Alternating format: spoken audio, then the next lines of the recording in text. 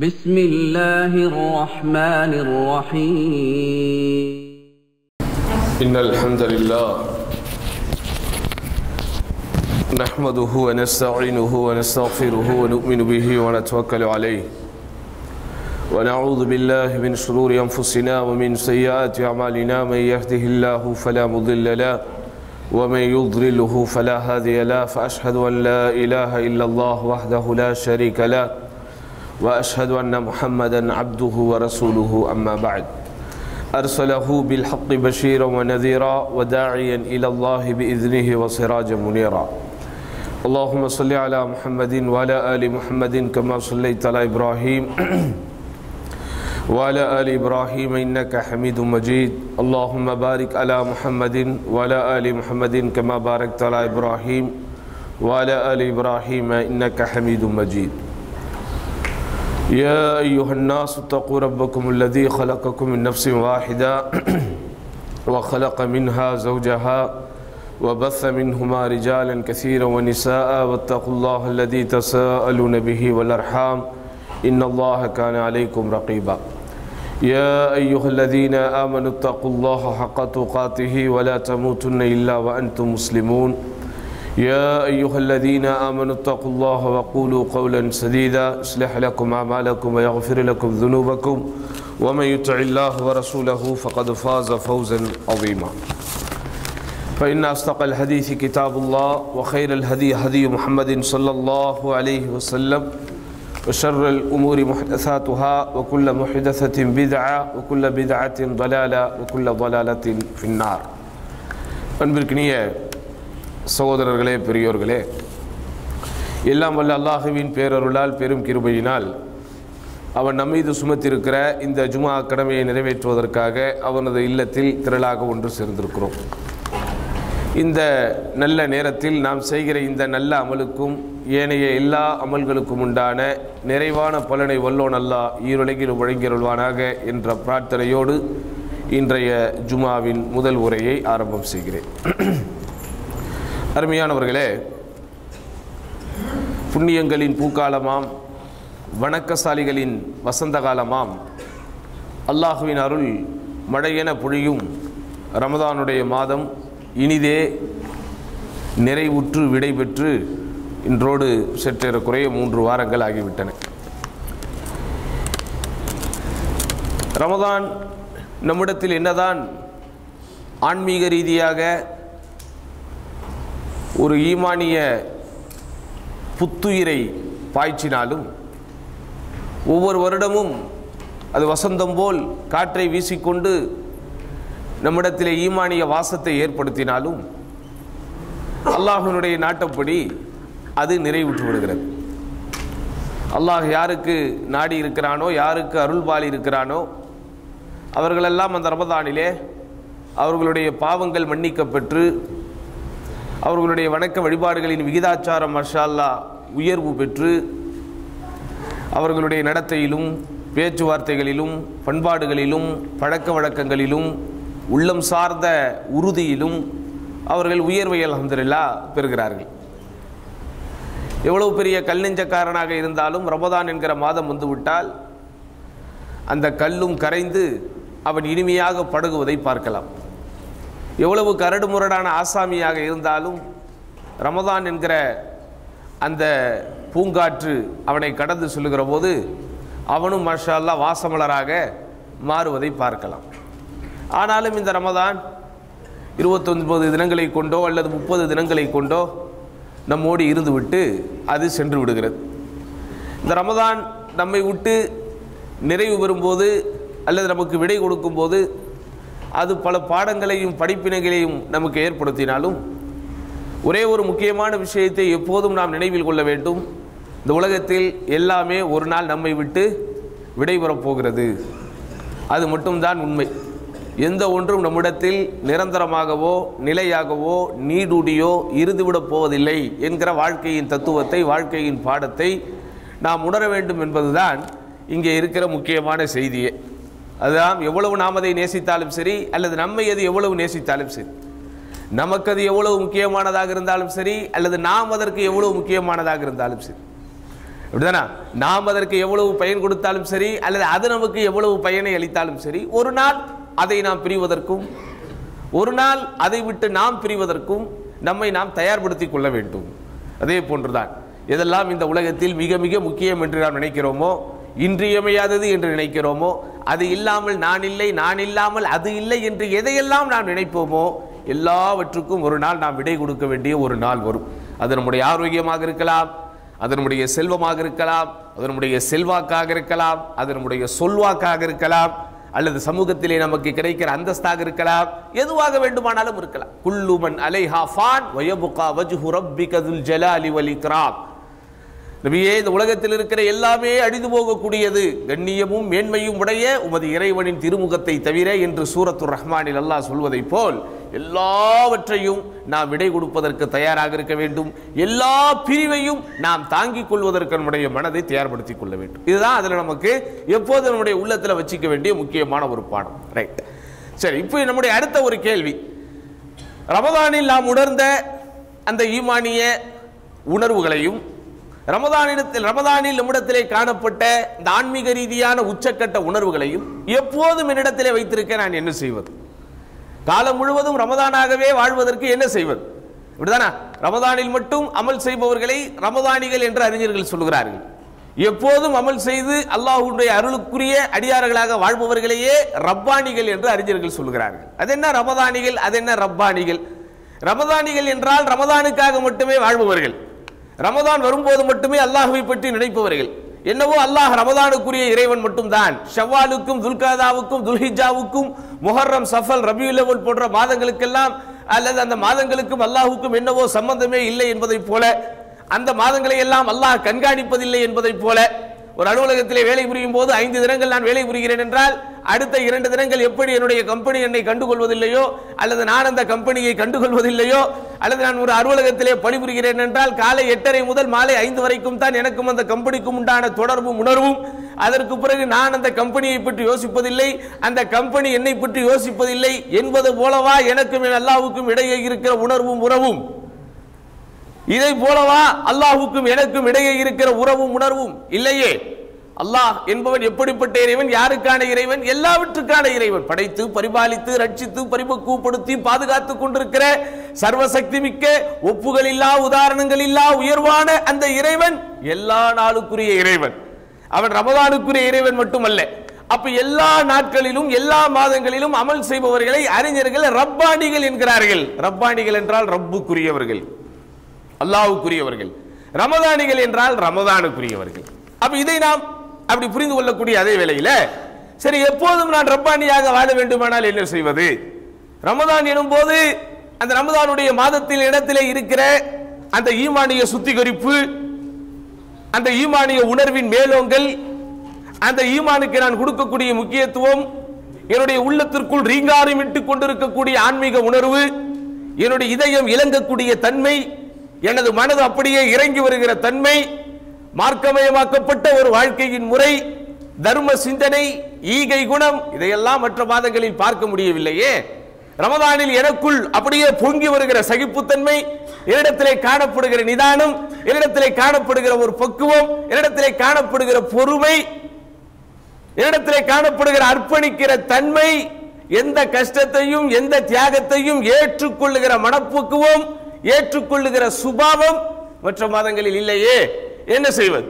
அதனால நண்பார்ந்தவர்களே, இந்த இடத்தில் நாம் புரிந்து கொள்ள வேண்டிய விஷயம் என்ன?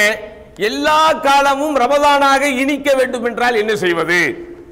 எல்லா காலங்களிலும் நாம் நோன்பு வைப்பது என்பது சாத்தியமில்லை. காலை முதல் மாலை வரை உண்ணாமல் பருகாமல் உடல் இச்சையை தணிக்காமல் தொடர்ச்சியாக எல்லா காலங்களும் இருக்க வேண்டும் என்று அல்லாஹ் ஆணையிட்டு இருந்தால், அதை அல்லாஹ் சட்டமிட்டு இருந்தால் என்ன ஆயிருக்கும் என்று யோசித்து பாருங்கள். அல்லாஹ்வுக்கு தெரியும் இந்த அடியார்களிடத்திலே எவ்வளவு வேலை வாங்க வேண்டும் என்று. அல்லாஹ்வுக்கு தெரியும் இந்த அடியார்களால் எவ்வளவு செய்ய முடியும் என்று. லா யுகல்லிஃபுல்லாஹு நஃப்ஸன் இல்லா உஸ்அஹா. எந்த ஒரு ஆன்மாவையும் அதனுடைய சக்திக்கு மேல் அல்லாஹ் எந்த விதத்திலும் சுமத்துவதில்லை. இதை நம்ம கஷ்டங்களை சங்கடங்களை தாங்கிக் கொள்வதற்குண்டான ஒரு வசனமாக பார்க்கிறோம். ஆனால் உண்மையாலுமே இந்த வசனத்தினுடைய அர்த்தம் என்னன்னு சொன்னா, எந்த ஒரு நஃப்ஸையும் அதனுடைய சக்திக்கு மேல் அல்லாஹ் கடமைகளை சுமத்தி அவங்களுக்கு சுமை ஏற்படுத்துறது இல்லை. ஜகாத்தா வசதி உள்ளவர்கள் மீது தான் கடமை, எல்லார் மேலேயும் கடமை கிடையாது. ஹஜ்ஜா ஆரோக்கியமும் உடல் வலிமையும் வசதி வாய்ப்பும் வழங்கப்பட்டவர்களுக்கு தான் கடமை, எல்லோருக்கும் கடமை இல்லை. அப்படிதானே? அப்போ எந்த ஒரு ஆன்மாவும் அதனுடைய சக்தி என்ன, அதனுடைய கொள்ளளவு என்ன, அதனுடைய உட்கட்டமைப்பு என்ன, அதனுடைய தாங்குகிற சக்தி என்ன என்பதை வைத்துத்தான் அல்லாஹ் அந்த ஆன்மாவிற்கு என்ன செய்கிறான்? கடமைகளை ஏற்றுகிறார், கடமைகளை சுமத்துகிறார். 6 வயது குழந்தைக்கும் 60 வயது முதியவருக்கும் ஒரே சட்டம் போட முடியுமா? 20 வயது இளைஞனுக்கும் 80 வயது முதியவருக்கும் ஒரே மாதிரியான சட்டத்தை போட முடியுமா? 20 வயது இளைஞனுக்கும் 2 வயது குழந்தைக்கும் ஒரே மாதிரியான உணவுப் பொட்டலங்களை தர முடியுமா? எல்லாவற்றிலும் எப்படி வித்தியாசங்களும் வேறுபாடுகளும் மாறுபாடுகளும் கூறுபாடுகளும் இருக்கிறதோ அதே போல் தான் அல்லாஹ் இந்த அடியார்களுக்கு சட்டங்களை ஏற்றுகிற போது, இந்த அடியார்களிடத்தில் ஷரியத்தை சுமத்துகிற போது அதனுடைய சக்திக்கு, அதனுடைய உள் கட்டமைப்புக்கு, அதனுடைய கொள்ளளவிற்கு, அதனுடைய கெப்பாசிட்டி, அதனுடைய கேப்பபிலிட்டி என்கிறோமே அதற்கு ஏற்றால் போல் சட்டங்களை போடுகிறார். ஆனால் அதே வேளையில் சகோதரர்களே, எல்லா காலங்களும் ரமதான்களாக இனிக்க, எல்லா காலங்களும் ரமதானாகவே இருக்க நம்மிடத்தில் அல்லாஹ் ஒரு முக்கியமான ஆயுதத்தை கொடுத்திருக்கிறான். ஆயுதம் என்பதை விட ஒரு ஆபரணத்தை தந்திருக்கிறான். அதுதான் இந்த திருக்குர்ஆன். அதனாலதான் அல்லாஹ் இந்த திருக்குர்ஆனை இறக்குவதற்கு அந்த மாதத்தை தேர்ந்தெடுத்தான். ரமதான் என்கிற மாதத்திற்கு இவ்வளவு புனிதங்களும், இவ்வளவு சிறப்புகளும், இவ்வளவு உயர்வுகளும், இவ்வளவு புண்ணியங்களும், இவ்வளவு ஆக உயர்வான விஷயங்களும் இருப்பதற்குண்டான அடிப்படை காரணமே ஷஹ்ரு ரமதான் அல்லதி உன்சில ஃபீஹில் குர்ஆன். ரமதானுடைய மாதம், இதில் தான் இந்த குர்ஆன் அருளப்பட்டது. அதனால் தான் ஷஹ்ரு ரமதான் என்பதற்கு அறிஞர்கள் இன்னொரு பேர் சொல்லும் போது ஷஹ்ருல் குர்ஆன் என்பார்கள். அது குர்ஆனுடைய மாதம். அப்போ குர்ஆன் உங்களிடத்தில் என்ன எதிர்பார்க்கிறதோ, குர்ஆன் உங்களிடத்தில் என்ன அம்சங்களை எதிர்பார்க்கிறதோ, அல்லது குர்ஆனை அல்லாஹ் எந்த நோக்கத்திற்காக, எந்த காரணத்திற்காக இறக்கி அருளினானோ அந்த நோக்கத்தை மட்டும் புரிந்து கொண்டு நாம் செயல்பட்டால் போதும் சகோதரர்களே. எல்லா காலங்களும் ரமதான் தான், எல்லா காலங்களும் ரமதான் தான். மனைவி மக்களை நேசிக்க வேண்டிய முறைப்படி நேசித்து வாழ்ந்தால் எல்லா காலமும் இன்பமயமான காலம்தான். நாம் செய்கிற வேலையை விரும்பி வேலை பார்த்தால் எல்லா நாட்களும் நமக்கு இன்பமான காலம்தான். நாம் உண்ணக்கூடிய உணவை விரும்பி உண்டால் எல்லா நாள் உணவும் நமக்கு இன்பமான உணவுதான். நாம் வசிக்கிற வீட்டை விரும்பி வாழ்ந்தால் எல்லா நாளும் அது இன்பமயமான நாள் தான். உங்களுக்கு என்ன விருப்பமும், என்ன நேசமும், என்ன பாசமும் ஒரு வீட்டில் கிடைக்க வேண்டுமோ அது கிடைக்காவிட்டால் அது எவ்வளவு பெரிய கோபுரமாக இருந்தாலும் சரி, அது எவ்வளவு பெரிய கோட்டை கொத்தளமாக இருந்தாலும் சரி, அது எவ்வளவு பெரிய அடுக்குமாடியாக இருந்தாலும் சரி, எவ்வளவு பெரிய பங்களாவாக இருந்தாலும் சரி, அங்கே நீங்கள் மங்களாகத்தான் வாழ்ந்து வாங்க வேண்டும். ஆனா இந்த வீடு உங்களுக்கு பிடித்ததாக மாறிவிட்டால், இந்த வீட்டில் இருக்கிற மனைவியும் மக்களும் உங்களுடைய நேசத்திற்குரியவராக மாறிவிட்டால் அது குடிசையாகவே இருந்தாலும் கோபுரமாக ஜொலிக்கும், கோபுரமாக மணக்கும் சகோதரர்களே. அதே மாதிரிதான் இந்த ரமதான் என்கிற இந்த மாதத்தின் அடிப்படை தத்துவமாக அல்லாஹ் இறக்கி வைத்திருக்கிற இந்த அல் குர்ஆனுடைய வசனங்களை புரிந்து நீங்கள் வாழ்ந்தால், அந்த வசனங்கள் என்ன தத்துவங்களையும் என்ன ஒரு மகத்துவத்தையும் உங்களிடத்தில் எதிர்பார்க்கிறதோ அதை நீங்கள் பெறத்தக்க வகையில் உங்களுடைய வாழ்க்கையை நீங்கள் அமைத்துக் கொண்டால் எல்லா நாளும் ரமதான் தான். அப்படித்தான் இந்த சஹாபாக்கள் இருந்தார்கள். குர்ஆனுடைய வசனங்களை ஓதும் போது அதனுடைய அர்த்த புஷ்டிகளை உணர்ந்து உள்வாங்கி அது ஏற்படுத்தக்கூடிய ஈமானிய மாற்றங்களையும் தாக்கங்களையும் ஏக்கங்களையும் நோக்கங்களையும் உள்ளத்திற்குள் அவர்கள் சொருகி வாழ்ந்ததன் விளைவு அவர்களுடைய வாழ்க்கை எல்லா நாளும் ரமதானாக இருந்தது. ரமதானில் எப்படி இறைவனை அஞ்சி வாழ்ந்தோமோ, இபாதத்தினுடைய இன்பம் கண்டோமோ, ஆன்மீகத்தின் உச்சத்திற்கு போனோமோ, அதே உணர்வோடும் அதே உறவோடும் எப்போதும் வாழ்வதற்கு வழிகாட்டக்கூடிய வேதமாகத்தான் இந்த குர்ஆன் இருக்கிறது. உதாரணத்திற்கு பாருங்கள், நபிகள் நாயகம் ஸல்லல்லாஹு அலைஹி வஸல்லம் தோழர்களில் ஜுபைர் இப்னு முத்இம் ரலியல்லாஹு அன்ஹு அவர்கள் அறிவிக்கிறார், நான் அல்லாஹ்வின் தூதர் ஸல்லல்லாஹு அலைஹி வஸல்லம் வந்தேன், மதீனாவிற்குள் வந்தேன். எப்படி வந்தேன்? ஜுபைர் இப்னு முத்இம் என்பவர் யார்? இவரை பற்றி நீங்கள் சாதாரணமாக படித்தால் இவர் ஒரு நபித்தோழர், இவர் ஒரு ஹதீஸ் அறிவிப்பாளர், நிறைய ஹதீஸ்களை அறிவித்திருக்கிறார். அவருடைய பிள்ளைகளில் ஒருவர் நாஃபி என்பவர் பிற்காலத்தில் மிகப்பெரிய மார்க்க மேதையாக, மிகப்பெரிய மார்க்க பண்டிதராக வலம் வந்தவர். ஆனால் இந்த ஜுபைர் இப்னு முத்இம் என்பவருடைய ஆரம்பம் எங்கே? இவர் எப்படிப்பட்டவராக இருந்தார்? இவர் அடிப்படையில் ஒரு இறை மறுப்பாளராக இருந்தார், அடிப்படையில் இஸ்லாமிய வெறுப்பாளராக இருந்தார். அல்லாஹ்வின் தூதர் ஸல்லல்லாஹு அலைஹி வஸல்லம் அவர்களுக்கு எதிர்த்து பத்ர் போரிலே களம் கண்டவர். ஆனால் பாருங்கள், அல்லாஹ் ஒருவருக்கு நேர்வழியை தருவதற்கு நாடிவிட்டால் நேர்வழியின் வாசலை எப்படியும் அவன் திறந்து விடுவார் சகோதரர்களே. அல்லாஹ் ஒருவருக்கு நேர்வழியை தர வேண்டும் என்று நாடிவிட்டால் வெங்காட்டு சிறைகள் கூட வெண்ணிலா அறைகளாக மாறிவிடும். ஆம், இவர் ஒரு சிறைச்சாலைக்கு தான் வருகிறார். இவர் ஒரு சிறை கைதியாக பத்ரு போரிலே சிறை பிடிக்கப்பட்ட அசாரா பத்ர் ஒரு கைதியாக உள்ளே வருகிறார், மதீனாவிற்குள் வருகிறார். அல்லாஹ்வுடைய தூதர் ஸல்லல்லாஹு அலைஹி வஸல்லம் காலத்திலே மதீனா நகரிலே என்ன புழல் சிறையாக இருந்தது. ஏக்கர் கணக்கில் கட்டிடங்களை கட்டிவிட்டு ஒவ்வொருவருக்கும் தனித்தனி செல்களையும் தனித்தனி அறைகளையும் தருவதற்கு மஸ்ஜித் நபவியை ஒட்டினால் போல் இருந்த மைதானம் தான் அன்றைக்கு சிறைச்சாலை. அப்ப இவர் வருகிறார். ஒரு மக்ரிப் நேரம், மாலை நேரம், ரம்மியமான ஒரு நேரம். அல்லாஹ்வுடைய தூதர் ஸல்லல்லாஹு அலைஹி வஸல்லம் மக்ரிப் தொழ வைக்கிறார். மக்ரிப் தொழ வைத்துக் கொண்டிருக்கும் போது சூரத்து தூரை ஓதுகிறார். அதிலே வரக்கூடிய ஒரு வசனம், அம் ஹுலிகு மின் கைரி ஷை அம் ஹுமுல் காலிகூன். ஒரே வசனம் தான். அம் ஹுலிகு மின் கைரி ஷை அம் ஹுமுல் காலிகூன். அவர்கள் என்ன எதிலிருந்தும் படைக்கப்படாமல் இருந்து விட்டார்களா அல்லது அவர்களை தங்களை தாங்களே படைத்துக் கொண்டார்களா? ஒரே கேள்வி. மனிதனுடைய பிறப்பை பற்றி, மனிதனுடைய துவக்கத்தை பற்றி, மனிதனுடைய ஆதியை பற்றி, மனிதனுடைய ஆரம்பத்தை பற்றி, இந்த உலகத்திற்கு அவன் எப்படி வந்தான், தன் தாயின் கருவறையிலிருந்து வெளியே வந்து உலகத்தை எப்படி எட்டி பார்த்தான் என்கிற சிந்தனை துளிகளை, சிந்தனை சிதறல்களை அப்படியே தட்டி விடுகிற ஒரு வசனம். அம் ஹுலிகு மின் கைரி ஷை அம் ஹுலிகு மின் கைரி ஷை. எந்த ஒரு மூலப்பொருளும் இல்லாமல் இவர்கள் படைக்கப்பட்டு விட்டார்களா? வானத்திலிருந்து அப்படியே கீழே வந்து விழுந்து விட்டார்களா அல்லது பூமிக்கிலிருந்து அப்படியே பிளந்து வந்து விட்டார்களா? இல்லையே. அல்லாஹ் சுப்ஹானஹு வ தஆலா எல்லா படைப்பினுடைய துவக்கத்திற்கும் ஒரு மூலதனத்தை வைத்திருக்கிறானே, எல்லா படைப்பினுடைய துவக்கத்திற்கும் ஒரு ஆரம்பத்தை வைத்திருக்கிறானே என்று அந்த பகுத்தறிவு சிந்தனையை தட்டி விடுகிற வசனத்தை அல்லாஹ்வுடைய தூதர் ஸல்லல்லாஹு அலைஹி வஸல்லம் மக்ரிபிலே ஓதுகிறார்.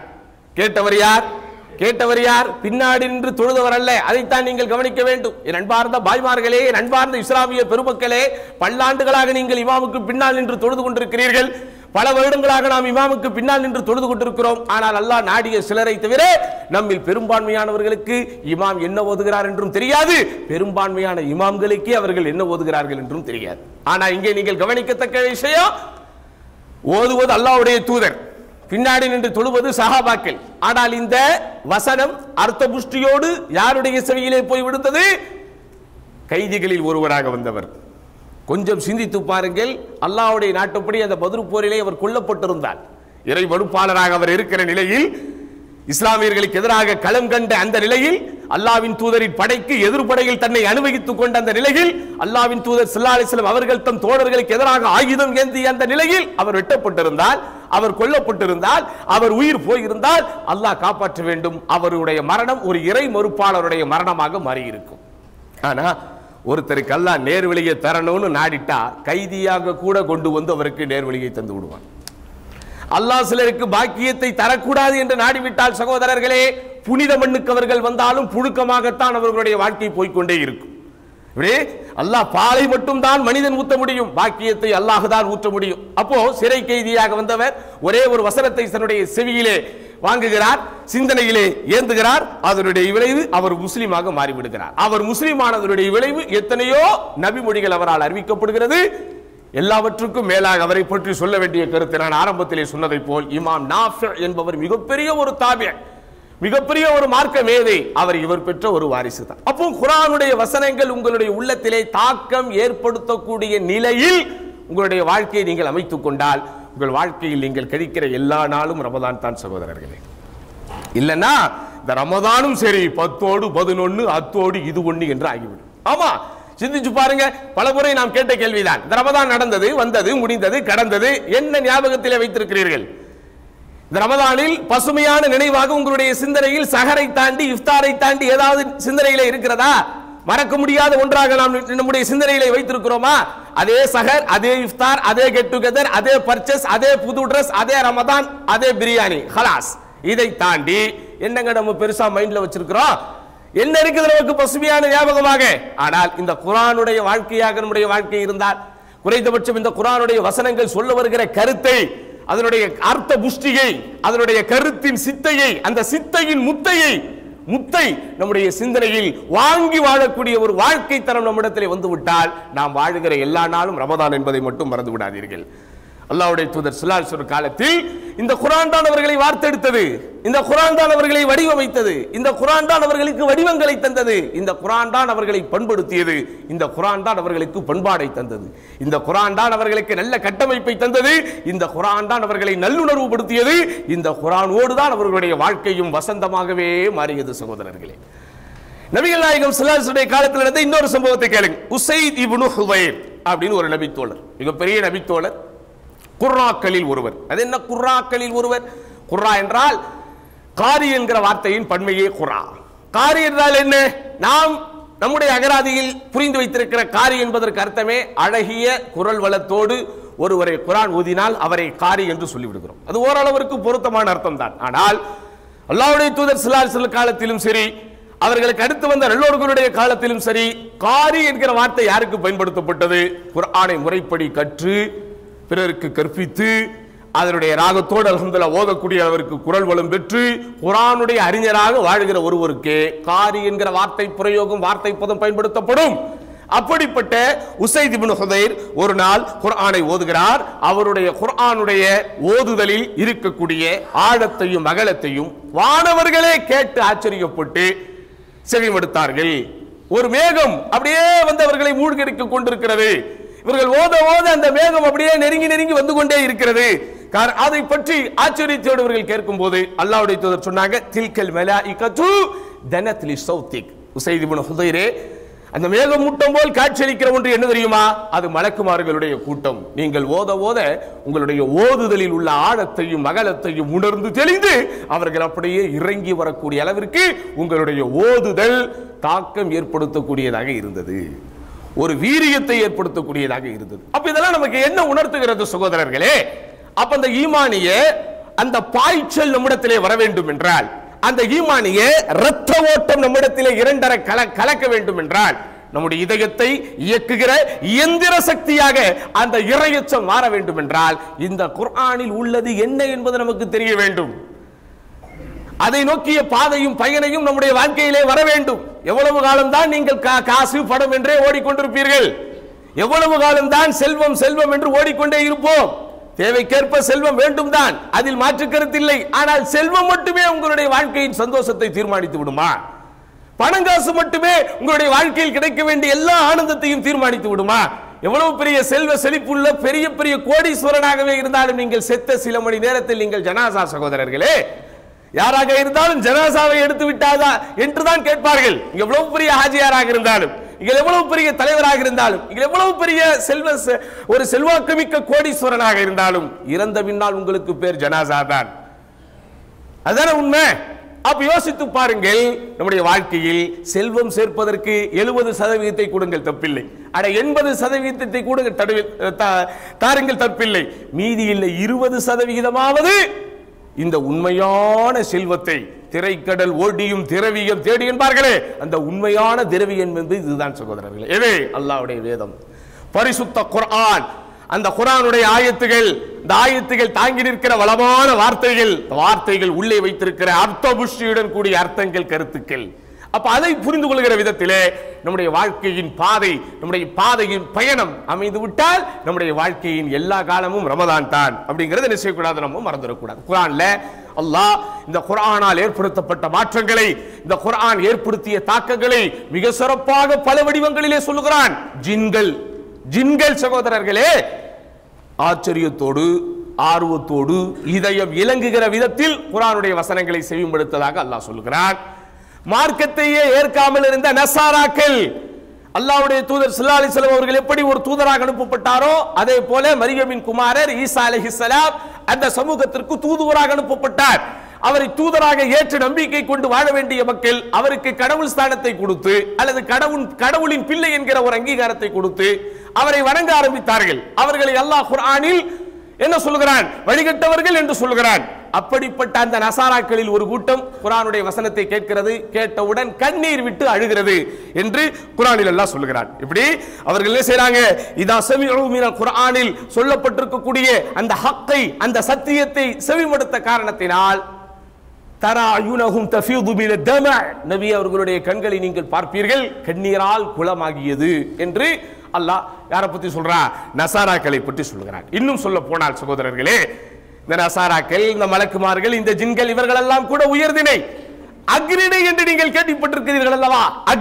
அக்ரிணை என்றால் என்ன? உயிர் இல்லாதது, உணர்வு இல்லாதது, நம்மோடு பேசாதது, நாம் பேசினால் கேட்காதது, உணர்வற்ற ஜென்மங்கள் என்று எதையெல்லாம் நாம் சொல்லுவோமோ அந்த அக்ரிணைக்கு உதாரணமாக நாம் சொல்லும் போது எது சொல்லுவோம்? கல்லை தான் சொல்லுவோம். இந்த கல்லை கற்கள் இருக்கிற உலகத்தில் இருக்கிற கற்கள், இந்த கற்கள் எல்லாம் ஒரு சங்கம் அமைத்தால் அந்த சங்கத்தின் தலைவராக எது இருக்குன்னு சொன்னா மவுண்டைன் மலைகள் தான் இருக்கும். மனிதர்களுக்கு இன்றைக்கு சங்கங்கள் இருப்பதை போல, மனிதர்களுக்கு இன்றைக்கு கட்சிகள் இருப்பதை போல ஒரு கற்பனைக்காக சொல்லுகிறேன். உலகத்தில் இருக்கிற கற்கள் எல்லாம் ஒன்றாக சேர்ந்து ஒரு கட்சி ஆரம்பித்தால் அந்த கட்சியின் பொதுச் செயலாளராக எது இருக்கும்? மலைகள் இருக்கும். அந்த மலைகளை பற்றி அல்லாஹ் சொல்கிறார், நான் என்னுடைய வேத வசனங்களை இந்த மலையின் மீது இறக்கினால், இப்படி நான் என்னுடைய வேத வசனங்களை இந்த மலையின் லவ் அன்சல்னா ஹாதல் குர்ஆன அலா ஜபலின், நபியே நாம் இந்த குர்ஆனை இந்த மலையின் மீது இறக்கினால் லரஐதஹு காஷியன் முத்தஸத்தியன் மின் ஹஷியத்தில்லாஹ், அல்லாஹ்வின் அச்சத்தின் காரணத்தினால் இந்த வசனங்கள் தனக்குள் வைத்திருக்கக்கூடிய அந்த முத்தான அர்த்தங்களின் சத்தால், அர்த்த புஷ்டியால் அவைகள் எல்லாம் வெடித்து சிதறும் என்று சொல்கிறார். இப்படி மரங்கள், மலைகள், மலக்குகள் என்று எல்லோருமே மாஷா அல்லாஹ் இந்த குர்ஆனுடைய வசனங்களால் ஈர்க்கப்பட்டு தாக்கம் ஏற்படுத்தப்பட்டு அதனுடைய அர்த்தங்கள் சொல்வதிலே அவர்களுடைய வாழ்க்கை அவர்கள் இரண்டரை இணைய விட்டதனுடைய விளைவு, அதன் மூலம் அவர்கள் எல்லாம் தாக்கம் பெற்றார்கள். அப்போ நாமும் சகோதரர்களே இந்த குர்ஆனுக்கு கொடுக்க வேண்டிய முக்கியத்துவத்தையும், இந்த குர்ஆனுக்கு கொடுக்க வேண்டிய கண்ணியத்தையும், இந்த குர்ஆனுக்கு கொடுக்க வேண்டிய கண்ணியம் என்ற உடனேயே குர்ஆனை பாதுகாப்பான ஒரு இடத்திலே வைக்க வேண்டும், தூசடையாத ஒரு இடத்திலே வைக்க வேண்டும், வெள்ளை துணியில் அதை சுற்றி அப்படியே பொத்தி பொத்தி வைக்க வேண்டும் என்பதை மாத்திரம் குர்ஆனுக்கு கொடுக்கக்கூடிய கண்ணியமாக நீங்கள் நினைக்காதீர்கள். உண்மையில் சொல்ல போனால் அல்லாஹ்வுடைய தூதர் காலத்தில் இப்படி எழுத்து வடிவிலே, இப்படி முழு சூறாக்களும் முழு குர்ஆன் வசனங்களும் தொகுக்கப்பட்ட புத்தக வடிவிலே இல்லை. ஆனாலும் அவர்களிடத்திலே காணப்பட்ட சின்ன சின்ன உபகரணங்களிலே குர்ஆனை எழுதி வைத்து பாதுகாத்தார்கள். இன்றைக்கு எழுதுவதற்கு நாம் பயன்படுத்தக்கூடிய அந்த உபகரணங்கள் எல்லாம் இருந்தது என்று நினைக்கிறீர்களா? இன்றைக்கு நாம் பயன்படுத்துகிற பேனா, இன்றைக்கு நாம் பயன்படுத்துகிற நோட்டு புத்தகம், இன்றைக்கு நாம் பயன்படுத்துகிற வெள்ளைத்தாள்கள் எல்லாம் இருந்த ஒரு காலகட்டமா? அது இல்லை. காய்ந்த எலும்பு துண்டுகளிலே, காய்ந்த பேரித்த மரமட்டைகளிலே எதையெல்லாம் எழுதுவதற்கும் எதையெல்லாம் எழுதி பாதுகாக்கப்படுவதற்கும் பயன்படுத்தப்படுகின்ற உபகரணங்களாக இருந்ததோ, அதில் எழுதுவதெல்லாம் மிகப்பெரிய சிரமங்களாக இருந்ததோ, அதையெல்லாம் கூட தாங்கிக் கொண்டு நிறைய சஹாபாக்கள் அவரவர்களுடைய சக்திக்குட்பட்ட முறையில் அந்த குர்ஆனை எழுதினார்கள், பாதுகாத்தார்கள். அப்படி பாதுகாக்கப்பட்ட அவைகளெல்லாம் ஒன்றிணைக்கப்பட்டதனுடைய விளைவுதான் இன்றைக்கு எழுத்து வடிவில் நம்மிடத்திலே குர்ஆன் என்பதை மட்டும் இஸ்லாமிய சமூகமே நீ மறந்து விடாதே. இன்னைக்கு நம்ம கிட்ட மாஷா அல்லாஹ் எல்லா ஃபார்மட்லையும் குர்ஆன் இருக்கு. எல்லா ஃபார்மட்லையும் இன்றைக்கெல்லாம் நம்முடைய ஆப்ல குர்ஆனை டவுன்லோட் பண்ணோம் அப்படின்னு சொன்னா நூற்றுக்கணக்கான வடிவங்களில் குர்ஆன் வந்து விடுகிறது. உனக்கு என்ன ஸ்டைல்ல நீ குர்ஆன் எப்படியா நீ ஓதுனா சரி. அரபிக் ஸ்டைல்ல வேணுமா இருக்குது, இந்தியா ஸ்டைல்ல வேணுமா இருக்குது, பாகிஸ்தான் ஸ்டைல்ல வேணுமா இருக்குது, குர்ஆன் லெட்டர் பெருசா வேணுமா இருக்குது, 15 லைன்ல வேணுமா இருக்குது, 20 லைன்ல வேணுமா இருக்குது. ஒரே ஒரு ஆப்பை நீங்க டவுன்லோட் பண்ணா எல்லா டிரான்ஸ்லேஷனுக்கு உண்டான ஆப்ஷன் அவனே உள்ள வச்சு ஒரு கிளிக் 35 MB خلاص டிரான்ஸ்லேஷனோட உங்ககிட்ட வந்துருது. இதுக்கு மேல உங்களுக்கு என்ன வேணும்? குர்ஆனை படிப்பதற்கும், குர்ஆனில் உள்ள அர்த்தங்களை புரிந்து கொள்வதற்கும், குர்ஆனில் உள்ள சூறாக்கள் என்ன சொல்ல வருகிறது என்பதை நான் மேலோட்டமாக தெரிந்து கொள்வதற்கு, ஃபுல்லா உங்களால நேரடியாக படித்து எல்லாராலும் புரிந்து கொள்ள முடியுமா என்பது முழுமையாக சொல்ல முடியாது. சில வசனங்களுடைய விளக்கங்களுக்கு நமக்கு அறிஞர்கள் தேவை, சில வசனங்களுடைய விளக்கங்களுக்கு நமக்கு தஃப்சீர் தேவை. அது ஒரு அடுத்த கட்ட லெவலாக இருந்தாலும் குறைந்தபட்சம் ஒரு பிரிலிமினரி லெவல் என்று சொல்வதை போல், ஒரு ஆரம்ப நிலை என்பதை போல குர்ஆனுடைய தமிழாக்கத்தை அன்றாடம் படித்து அது சொல்ல வரக்கூடிய கருத்துக்களை இந்த உள்ளத்திலே உள்வாங்கினால் நிச்சயம் எல்லா நாளும் ரமதானே. அப்படிப்பட்ட நாட்களை வல்ல ரஹ்மான் அனைவருக்கும் தந்தருள்வானாக. யா அல்லாஹ், எதை நாங்கள் சொல்லுகிறோமோ, எதை நாங்கள் கேட்கிறோமோ அதன்படி வாழ்கிற பாக்கியத்தை எங்கள் அனைவருக்கும் தருவாயாக என்று வேண்டி இந்த ஜும்மாவினுடைய முதல் உரையை நிறைவு செய்கிறேன். அகூலு கௌலி ஹாதா வஸ்தக்ஃபிருல்லாஹ லி வ லக்கும் வ அஸ்தக்ஃபிஹி அன்னி வ அன்கும் வஸ்தக்ஃபிரூஹு இன்னஹு ஹுவல் கஃபூருர் ரஹீம்.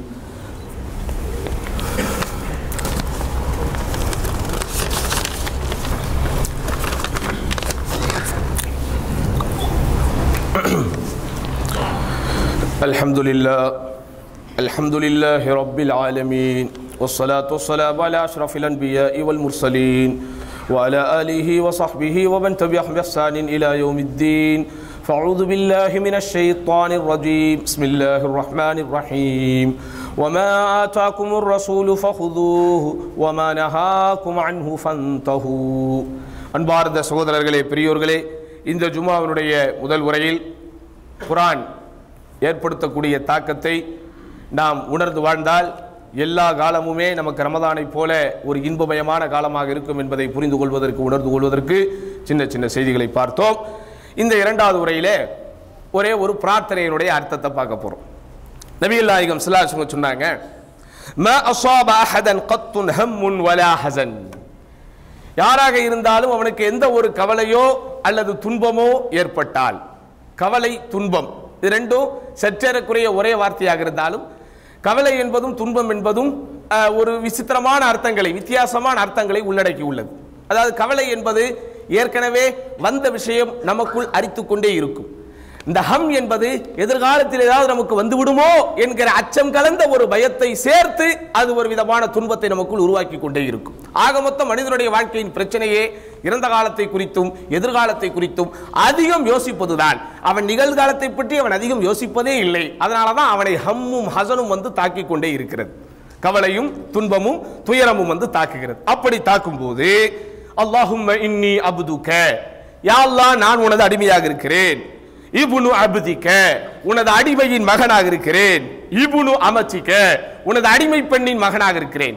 நான் அல்லாஹ்வுக்கு எத்தகைய ஒரு அடிமை என்றால், அந்த அடிமையிலேயே நான் எவ்வளவு தூரம் ஆழமான ஒரு பணிவான அடிமை என்றால், என் தாயும் தந்தையும் கூட இறைவா உனக்கு அடிமை என்பதை ஞாபகம் ஊட்டி அல்லாஹ்வுக்கு அப்படியே எடுத்து சொல்லி நான் என்ன செய்யறேன், நாசியத்தி பியதிக, எனது உயிர் நரம்பு உன்னிடத்திலே இருக்கிறது.